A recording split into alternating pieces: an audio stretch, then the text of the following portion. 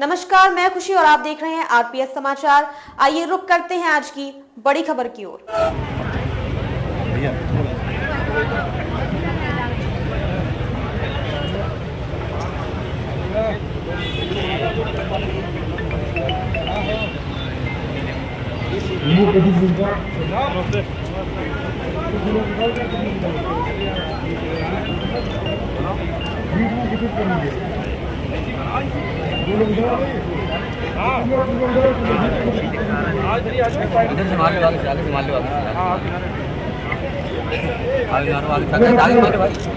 अरे आपकी धरती को हमारे बहुजन समाज साथी है SC/ST माइनॉरिटी सर्व समाज की पार्टी उनके विचारों को सुने।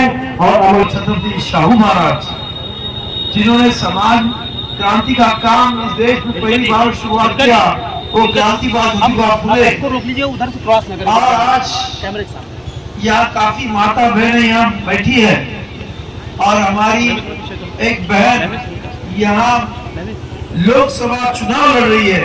मगर एक ऐसा समय था इस देश में कि महिलाओं को घर से बाहर निकलने के लिए भी मुश्किल था। तभी पुणे में एक महिला ने पहली बार महिलाओं के लिए एक स्कूल खोला और वो स्कूल उसने खोला, मगर उसको मनुवादियों ने गालियां दी, उनके ऊपर गोबर फेंके, फिर भी वो माता काम करती रहे। उसका नाम था ज्योतिबा फुले की पत्नी क्रांति ज्योति सावित्रीबाई फुले।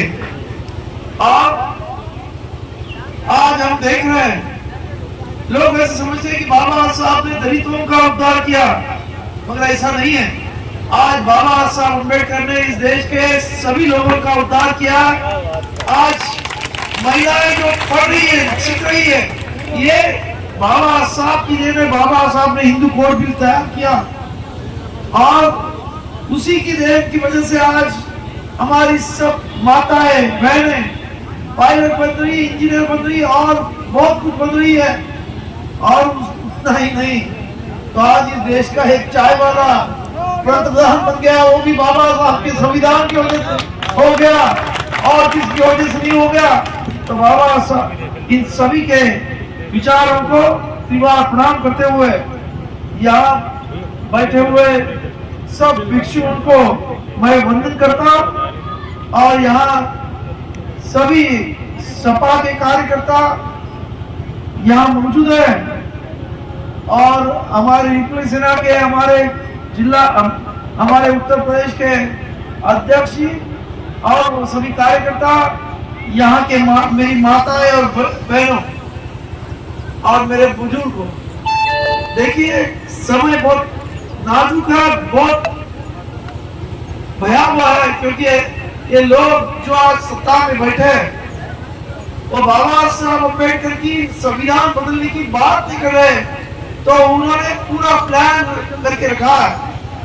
और ये आप सबने देखना चाहिए कि इस तरीके से वो लोग कर रहे हैं। आपके धीरे धीरे आपकी मानसिकता वहां बदलना चाहते हैं। आप लोग जो बाबा साहब के संविधान पे भरोसा करते हैं, वो चाहते हैं आपका भरोसा उठ जाए और इसीलिए धीरे धीरे वो आपकी मानसिकता बदलने की कोशिश कर रहे हैं। आपने देखा होगा कि आरएसएस के बैठक जो चिंतन बैठक कर्नाटक में हुई, बेंगलोर में हुई, उसमें अनंत कुमार हेगड़े नाम का बीजेपी का सांसद उसने श्रेयाम कहा कि बाबा साहब अम्बेडकर का संविधान बदलने जा रहे हैं। इलाहाबाद में 2 साल पहले एक धर्म संसद हुई, उसमें लाखों साधु लोग थे। उन्होंने भी वहां कहा कि हमारा संविधान तैयार है। 3-4 महीने पहले बम्बई में नरेंद्र मोदी के आर्थिक सलाहकार आए थे, उन्होंने वहां स्टेटमेंट किया कि संविधान बदलने की अभी जरूरत है। तो ये सब लोग अभी 400 का आंकड़ा पार करने की बात जो कर रहे हैं, क्योंकि उनको 2/3 मेजॉरिटी पार्लियामेंट में चाहिए, संसद में चाहिए इस देश का संविधान बदलने के लिए, और ये उनकी कोशिश है। और हम बाबा साहब के बच्चे उनकी ये जो मनीषा है, वो मनीषा हम कभी भी वो उनकी पूरी करने नहीं देंगे। और इसीलिए आप सभी को मेरी विनती है कि हमारी बड़ी बहन जो अनु जी है, जो आज देख रहे हैं, मैं पूरे दिन में उनके साथ में हूँ। सभी जाति धर्म के लोग, सभी पार्टी के लोग आज उनके पीछे खड़े हैं और सब चाहते हैं कि अनु जी चुन के आए, क्योंकि वो संविधान के साथ खड़ी है। अगर कल वहां संसद में ऐसा कोई विधायक आएगा, ऐसे कोई विधेयक पास करने की मनोबल आएगी, तो पहली अनु जी वहां खड़े रहकर उनको आड़े हाथ लेने की कोशिश करेगी। ये मैं आपको आश्वासन देता हूँ। दूसरी बात मैं आपको कहना चाहता हूँ कि ये लोग जुमलेबाज हैं। हमारे प्रधानमंत्री ने आपको कितने बार कहा होगा कि मैं 2014 में आपने उनके भाषण जाकर सुने होंगे, तो मैं स्विस बैंक से काला धन लेके आऊंगा और सबके अकाउंट में 15 लाख रुपया देंगे। अरे एक पैसा आपको मिला? फिर बाद में बोले 2 करोड़ लोगों को हर बरस में नौकरी दूंगा। अरे उन्होंने 10 साल में 2 लाख लोगों को भी नौकरी दी है क्या? और खुद को अपने आप में चौकीदार समझ रहे थे। और इस चौकीदार के टाइम में क्या हुआ? तो नीरव मोदी 30,000 करोड़ लेके भाग गया और विजय मल्ल्या किंगफिशर का 10,000 करोड़ लेके भाग गया और बहुत सारे लोग हजारों करोड़ लेके इस देश से भाग गए। एक चौकीदार ने एक आदमी को भी पकड़ के लाया नहीं। एक खाली जुमलेबाजी करता है। आज आपने देखा होगा कि आज हम लोग यहाँ सुरक्षित है। क्यों है? कि हमारे जवान उस सड़क पे आंख में तेल जोक के वहां हमारी रक्षा करते हैं। मगर इस नरेंद्र मोदी ने क्या किया? जो जवान 15 साल काम करता है, रिटायर होता है, पेंशन मिलती है, मगर अब अभी उन्होंने वो भी खत्म कर दिया। अभी नई स्कीम लाई, अग्निवीर, 4 वर्ष मिलिट्री में काम करो और फिर 1 लाख रुपया लो और घर में बैठो। अरे वो 4 वर्ष में क्या करेगा? और उधर अगर उसका कुछ होता है तो उसके माँ बाप को क्या मिलेगा? तो 1 लाख रुपया मिलेगा। अरे हमारे लोगों की कीमत इतनी कम कर दी। जो जवान अपनी जिंदगी और मौत के साथ खेलता है, उसके लिए कोई मन में कोई थोड़ी सी दया नहीं है। तो ये जो चल रहा है, गरीबों को कुचलने की काम करने वाले लोग हैं। गुजराती में एक ऐसे बोला जाता है जिसका हिंदी अनुवाद है, जिस देश का राजा व्यापारी हो, उस देश की प्रजा भिखारी होती है। आज एक सब गुजराती लोग इस देश के राजा बन के घूम रहे हैं और इसीलिए आज देश के लोगों की हालत आज बदतर और खराब होते जा रही है। तो इसीलिए मैं आप सभी को विनती करता हूँ, ये जुमलेबाज सरकार है। इस आपको अभी बोला 5 किलो अनाज देते हैं। अरे क्या ये क्या इनके घर से अनाज देते हैं? ये तो हमारे लोगों के मेहनत से, कड़ी मेहनत से ये सब अनाज आता है, वही वो लोग लेके आपको देते हैं। मगर ये दुर्भाग्य है कि हमारे देश के प्राइम मिनिस्टर को 80 करोड़ लोगों को अगर वो 5 किलो अनाज देता है, तो ये देश का दुर्भाग्य है कि 80 करोड़ लोग ये पॉवर्टी लाइन के लिए नीचे आए, इसके लिए इनको अनाज देना पड़ रहा है। तो मैं आप सभी को विनती करता हूँ कि ये जो हालात को इस देश में निर्माण किए, वो हालात को बदलना है। बाबा साहब का संविधान बचाना है और हमारी आने वाली नस्ल, हमारे आने वाले बच्चों के भविष्य के लिए इन दरिंदों को वहां से संसद से हटाना है। और इसीलिए आप सबको मेरी विनती है कि यहाँ आपने देखा होगा 10 साल से एक महाराज यहाँ बैठते हैं कुछ कहा मैं आते समय यहाँ से गाड़ी से आया, इतने खराब रोड है, इतने खराब, और वहां 27 लोगों की रोड की वजह से मृत्यु हो गई। और उन्होंने कुछ करने की, लोगों के कुछ करने की कोई अपेक्षा नहीं, आते नहीं, देखते नहीं, ऐसा प्रतिदिन कुछ काम कर नहीं। सही मायने में देखा जाए तो धर्म के लोगों ने धर्म का काम करना चाहिए और पढ़े लिखे लोगों ने राजनीति में आना चाहिए। ये बाबा साहब का संकल्प था। मगर दुर्भाग्य है कि आज संसद में सबसे ज्यादा जो अनपढ़ लोग हैं, जो गुंडागर्दी करते हैं, जो मर्डर है, ऐसे लोगों की भर्ती हो रही है। इस देश का दुर्भाग्य है। और इसीलिए आज अनु टंडन जैसी जो सोशल वर्कर 90% वो सोशल वर्क करती है और 10% पॉलिटिक्स करती है। ऐसी अपनी बहना को आप सभी ने चुनना चाहिए, ऐसी मुझे आपको विनती है।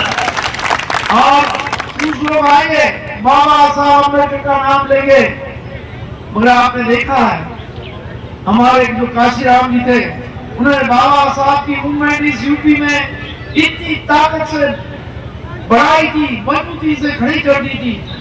आज वही मूवमेंट का क्या हुआ है? आज उसका बिजनेस होता है। एक बड़ी दुर्भाग्य की बात है कि जिस बाबा साहब ने, जिस काशीराम ने अपने मेहनत से, अपने दिमाग से इस मूवमेंट को इतना बढ़ाया था, उस मूवमेंट को आज बेचने का काम कुछ चंद लोग कर रहे हैं। एक बड़े दुख की बात है। और इसी वजह से अब वो बाबा साहब का संविधान बदलने वालों के साथ में मिलकर काम कर रहे हैं, ये तो और बड़ी दुख की बात है। और इसीलिए मैं यहाँ आप सभी को विनती करता हूँ कि आप सभी समझदार है, बाबा साहब के अनुयायी है और बाबा साहब के बच्चे हैं। बाबा साहब ने जो किया है वो खत्म नहीं होना चाहिए। जो बाबा साहब ने आपके लिए इतनी बड़ी कुर्बानियां की और आपको एक स्टेटस दे दिया, आपको एक स्वाभिमान दे दिया। बाबा साहब की जो ये मूवमेंट है वो स्वाभिमानी मूवमेंट है और इसीलिए वो स्वाभिमान बरकरार रखने के लिए आप सभी को यहाँ जो जातिवादी मनुवादी लोग हैं उनसे पीड़ा छुटवाने के लिए यहाँ की जो प्रत्याशी है, जो सही मायने में यहाँ के जो सांसद है उसको टक्कर दे रही है, वो हमारी बड़ी बहन अनु जी टंडन, उनके पीछे रहेगा। और उनकी साइकिल निशानी है, उनका 1 नंबर पे उनका नाम है, वो 1 नंबर पे साइकिल निशानी का बटन दबा के उनको 4 जून को 1 नंबर पे लाना है और लाखों के तादाद में उनको विजय श्री डालनी है। इतना कहते हुए मैं अपनी वाणी को विराम देता हूँ। धन्यवाद। जय हिंद, जय भारत।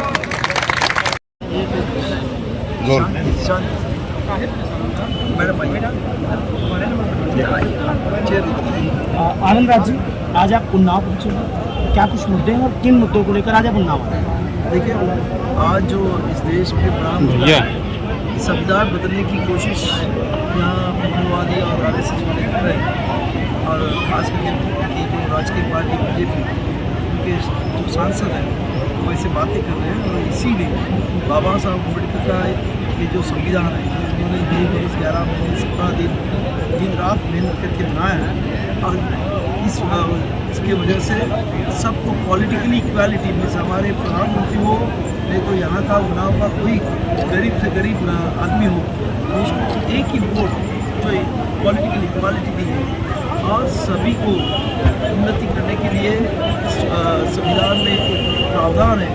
सब धर्म को उन्होंने अपने उपासना करने की भी अनुमति दी है।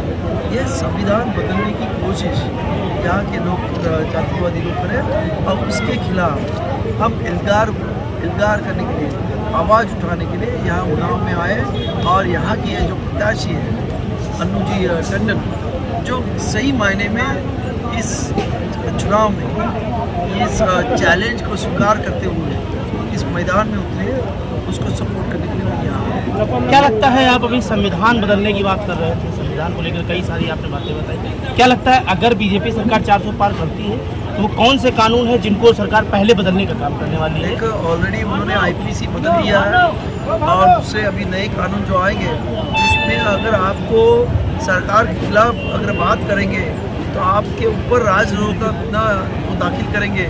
और यहाँ की जनता की जो आवाज़ है, डेमोक्रेसी में, लोकतंत्र में जो जनता की आवाज़ होती है, रास्ते पर उतरने का जो उनको ये प्रावधान होता है, वो सब खत्म किया जाएगा और लोगों को बंदिस्त किया जाएगा। और मेरे हिसाब से तो आगे जाके वो शायद वोटिंग का राइट्स भी रखेंगे कि नहीं, पिछड़े वर्गों को ये भी डाउट।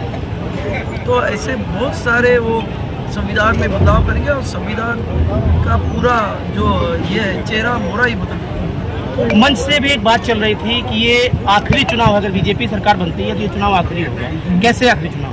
देखो, अगर उन्होंने आज इस देश में जिस तरीके से एनआरसी जैसे कानून लाने की कोशिश की, सीए तो लाए हैं, एनआरसी भी लाएंगे और सभी को पूछेंगे कि आप 1950 में आपके दादा परदादा जो भी थे वो यहाँ के रहिवासी है कि नहीं, और अगर वो आप दे नहीं सकेंगे, अल्पसंख्यक नहीं दे सकेंगे और हमारे SC ST के भाई नहीं दे सकेंगे, तो उनका वो जो सिटीजनशिप है वो सेकेंड क्वालिटी का सिटीजनशिप करेंगे और उसको उनके मतदानों पे, वोटिंग पे पाबंदी ला सकते हैं। और ऐसी उनकी ख्वाहिश है और इसी तरह के उनके वो जो अभी उनका जो प्रोग्राम है उस दिशा में चल रहा है।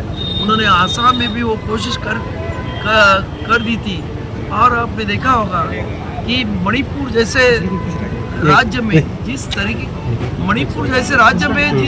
तरीके का माहौल आज भी पैदा किया है कि वहाँ के क्रिश्चियन जो अल्पसंख्यक हैं उनके चर्च जलाए जा रहे हैं, उनके औरतों की नंगे रास्ते में उनके ऊपर जिस तरीके में बात भी नहीं कर सकता ऐसे जुल्म करते हैं। तो ये जो हो रहा है वो इस लोकशाही के लिए बहुत दुर्भाग्यपूर्ण है और ये पूरे देश में अगर ऐसे माहौल पैदा करने की उनकी मनीषा है। इसीलिए हम सब जो संविधान प्रेमी हैं, जो संविधान को बचाना चाहते हैं, वो सब इकट्ठा आके इस इंडिया आघाड़ी में काम कर रहे हैं और इंडिया आघाड़ी की प्रत्याशी अन्नू जी है इसके नाव से, इसके लिए हम उनके पीछे। एक बात जानना चाहेंगे, अगर मैडम आप जीतती हैं उन्नाव से, सबसे पहले उन्नाव के लिए क्या करना चाहेंगी? ऐसा है, उन्नाव में 10 साल से तो कुछ नहीं हुआ जी, तो जितनी भी परेशानियां हैं उससे मैं वाकिफ़ हूँ और जो परेशानी पहले दूर की जा सकती है मैं तो हाथ वहीं मारूंगी।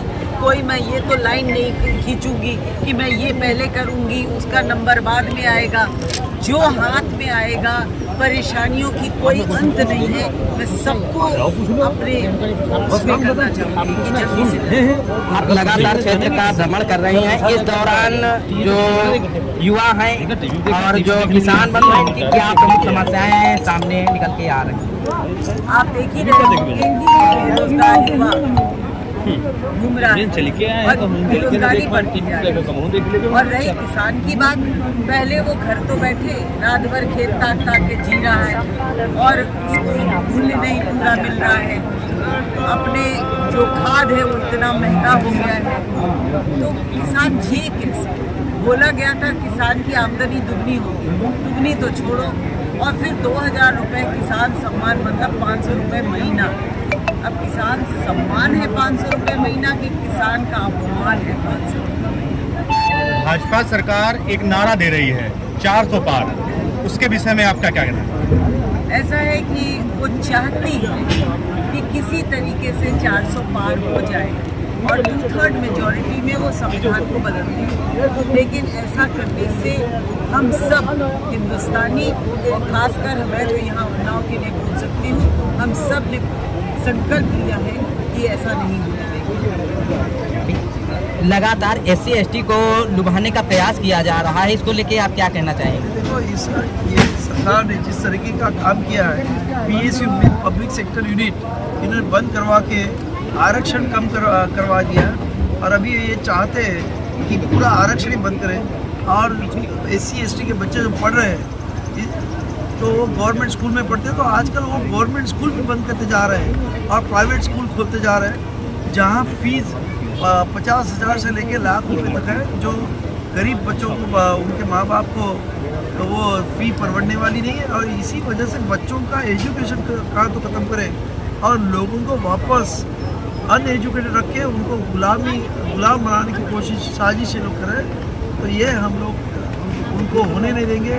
और 1950 से 2014 तक जितने PSU बने थे उसमें से आधे PSU इन्होंने बेच दिए, और 2014 से 2024 तक एक भी PSU में सरकारी जो उपक्रम होते हैं जैसे एयर इंडिया है, LIC है, भेल है, ये सभी इन्होंने बेच दिए हैं। तो और नए कुछ उपक्रम नहीं आए, इसके वजह से आज आरक्षण नहीं के बराबर रहा है। और सरकार में जो नौकरियां है वो भी वो अब जो आरक्षण की नौकरियां वो भी नहीं वो सीटें भरे। इसी वजह से सभी SC ST के लोग आज उनके खिलाफ हैं और वो बदल चाहते हैं। धन्यवाद।